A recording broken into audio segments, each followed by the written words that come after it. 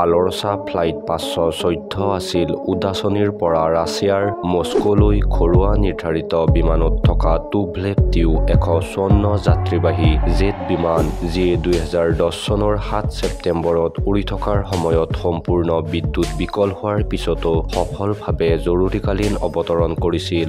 জাহাজখনত থকা আটাইকেইজন মুঠ 81 জন লোকৰ কেনেকৈ কোনো ক্ষতি নোহোৱাকৈ জীৱন ৰক্ষা পৰিছিল। ভিডিঅ'টো শেষলৈ চালে সম্পূৰ্ণ ঘটনাটো নিশ্চয় জানিব পাৰিব। অন্য দিনৰ দৰে সিদিনাও আলৰছা বিমানখনে যাত্ৰা আৰম্ভ কৰিছিল।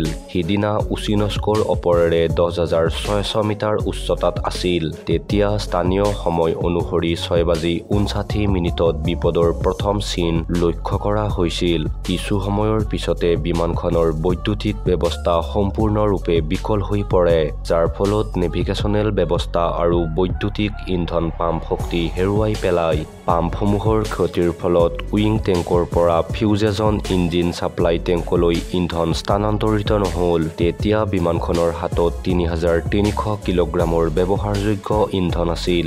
এই ইন্ধনখিনি মাত্ৰ 30 মিনিটৰ উৰণৰ বাবে যথেষ্ট আছিল। প্ৰায় 7:47 ইজমাৰ জৰুৰীকালীন কৰ্তৃপক্ষক জনোৱা হয় যে বিমানখনে স্থানীয় বিমানবন্দৰত জৰুৰীকালীন অৱতৰণ কৰিব পাৰে।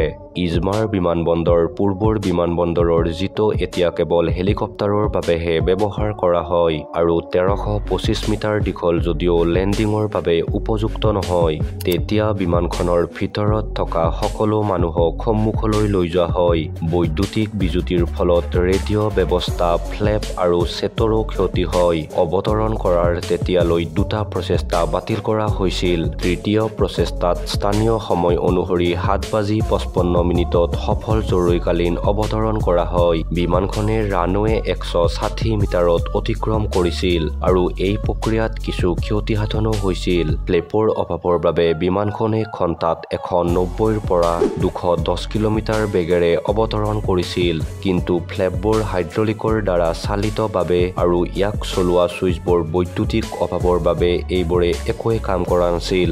বিমানখনৰ খালী কৰা শ্লাইড ব্যৱহাৰ কৰি আটাইকেইজন 9 জন ক্ৰু আৰু 72 জন যাত্ৰীকে খালী কৰা হয়। কোনো লোক আহত হোৱা নাছিল। সফল জৰুৰীকালীন অৱতৰণৰ ঘটনাটোক ৰাছিয়াৰ বিমান বিশেষজ্ঞসকলে এক অলৌকিক বুলি প্ৰশংসা কৰে। ৰাছিয়াৰ পৰিবহণ মন্ত্ৰী ইগৰ লেভিটিনে ক্ৰুসকলক সাক্ষাৎ কৰি দুৰ্ঘটনাটোত তেওঁলোকক বীৰত্বপূৰ্ণ নিৰ্ণায়ক আৰু পেছাদাৰী কাৰ্যৰ বাবে ধন্যবাদ জনায়। তেওঁলোকৰ সাহসকো তেওঁ শ্ৰদ্ধাঞ্জলি জনায়।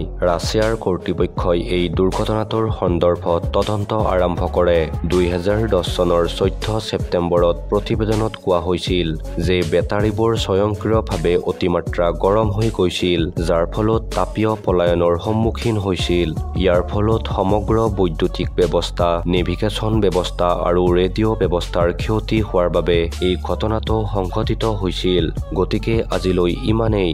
ভাল চাওক, ভাল শিকক। ধন্যবাদ। জয় হিন্দ, জয় জুবিন দা।